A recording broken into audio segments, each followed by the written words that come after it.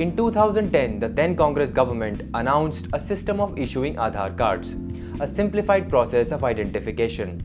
What followed was a scuffle over the linkage of a mere 12-digit ID to dwindling privacy. And what preceded the largest biometric system of identification in the world was a history of numerous documents, cards, government bodies, and laws that attempted to shape a consolidated system of identity in India.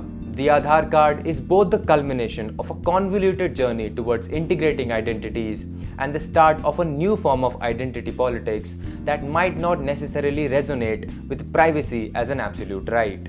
In India, a system of identification descended from an emphasis on defining citizenship, and from there on, it migrated to collecting information to improve public inclusion by way of periodic censuses, issuing documents such as multipurpose national identity cards and voter IDs. Eventually, the evolution of legal identity in India developed from citizenship criteria to questions of Indian loyalty and the othering of those designated alien by the state.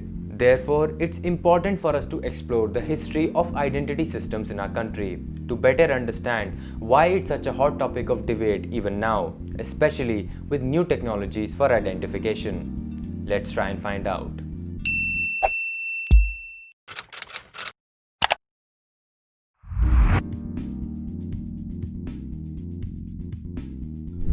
The concept of national identity came into force post-independence with a focus on citizenship.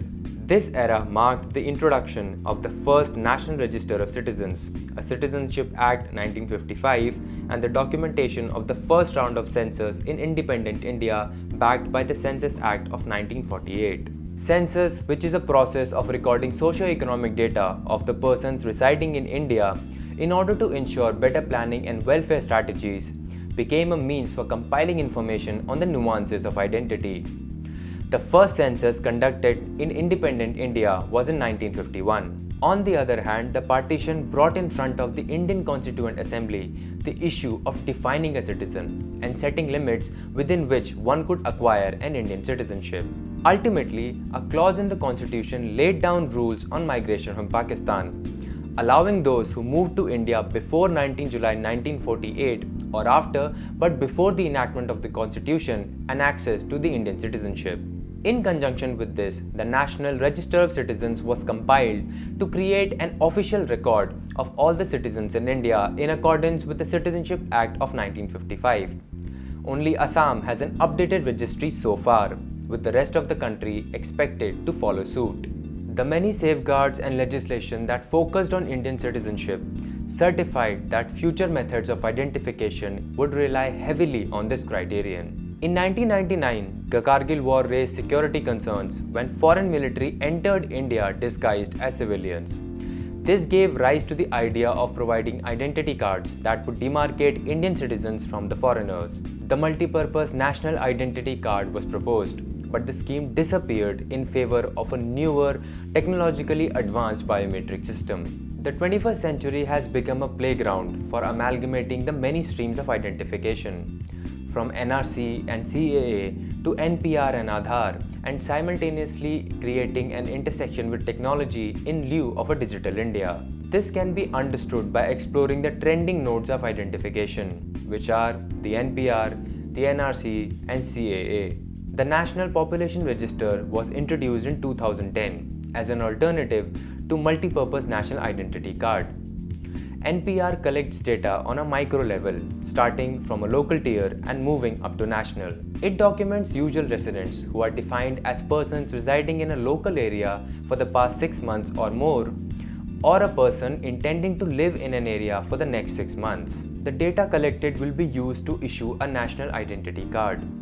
The announcement of the NPR has been in conjunction with the controversial amendments to the Citizenship Act and the implementation of the NRC. Citizenship Act 1955, which is now known as Citizenship Amendment Act or CAA, was altered in 2019 to redefine an illegal immigrant. The qualifications for a fast-track citizenship covered religions and minorities except the Muslim community from Pakistan, Bangladesh, and Afghanistan. The amendment is contingent to protecting those who have been forced to relocate due to persecution in their own Muslim majority nations. So, how do NPR, NRC, CAA, and Aadhaar intersect?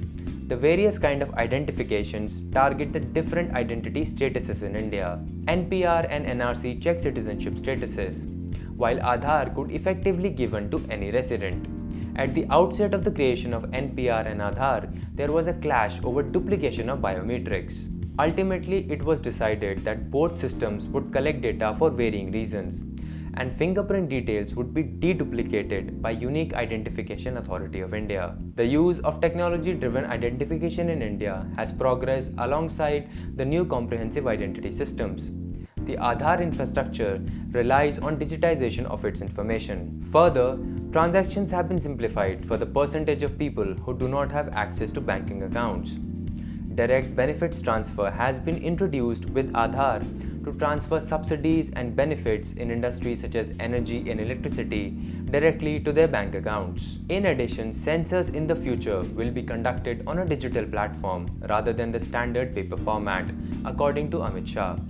In 2021, NPR will be started along with the census in a digitized manner. The digitization of identification is evident in the spread of biometric technology in India. Forbes reported that biometric systems have expanded to passports, driving licenses, and is also now a preferred mode of identification at airports, schools, and banks. In the path towards a digital India, e-identification is expected to ensure more accessibility to banking services, faster authentication, and the introduction of financial plans to support the workers of India. However, in an era of increased emphasis on citizenship, national identity, and digitization, there has been a slow encroachment by the government into people's privacies and a revision of recognized identities in India. While recognizing the benefits of digitization in India, the advent of technology has not stopped at biometric systems. There has been a recent trend of using facial recognition technology as a form of law enforcement. In India, during protests against CAA and NRC, facial recognition software were used by the police in Delhi and Uttar Pradesh to recognize protesters. In the context of growing surveillance globally, this could prove to be a threat to students and minorities exercising their right to dissent.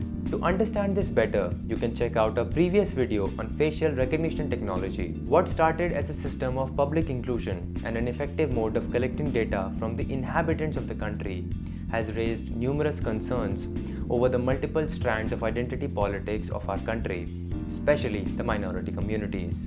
This search for a unique national identity is not new. In the discourse of identification, identity, and technology, where can one draw the line to prevent the dictation of identity for such a complex country? What do you think about the various identifications in our country, and how do they affect the privacy and the identity of an individual? Let us know your thoughts in the comment box down below. You can follow us on our social media handles and our website for more such stories. The links are in the description. Stay safe. See you next time.